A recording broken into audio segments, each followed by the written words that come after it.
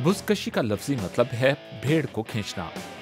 ये पोलो की तरह का ही एक खेल है जो घोड़ों की पीठ पर बैठकर खेला जाता है, मगर स्टिक से बॉल हिट करके गोल में पहुंचाने की बजाय इस खेल में शरीक खिलाड़ियों का हदफ होता है ज़िबाशुदा एक भेड़ के जिस्म को हरीफ टीम वाले हिस्से के कोने पर बनाए गए एक दायरे में ले जाकर फेंकना। इस दायरे को इंसाफ का दायरा कहा जाता है।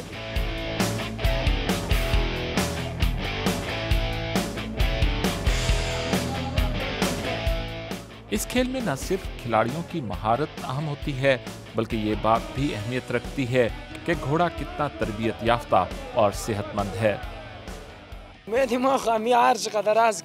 हम जीतने की कोशिश करते हैं।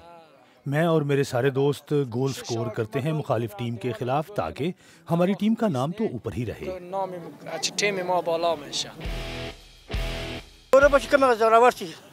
देखते हैं कि कौन जीतता है। इसका इन्हिसार सेहतमंद घोड़ों के साथ साथ इंसानों पर भी होता है। इस मरहले पर हम फिलहाल ये नहीं कह सकते कि आखिर में जीत किसकी होगी।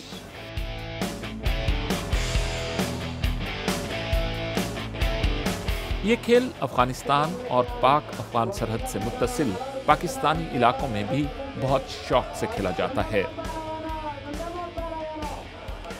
क्वेटा में खेला गया ये मैच पाकिस्तान और अफगानिस्तान की दोस्ती के नाम किया गया और इसमें ज्यादातर अफगान खिलाड़ियों के अलावा अफगानिस्तान के कौंसल जनरल भी शरीक हुए।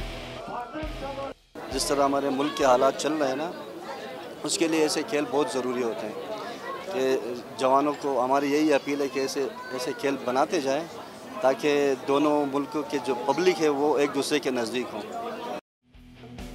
पाकिस्तानी सूबा बलूचिस्तान के वजीर बराए खेल ने इस तरह के खेलों की सरगर्मियां जारी रखने का अज़्म जाहिर किया।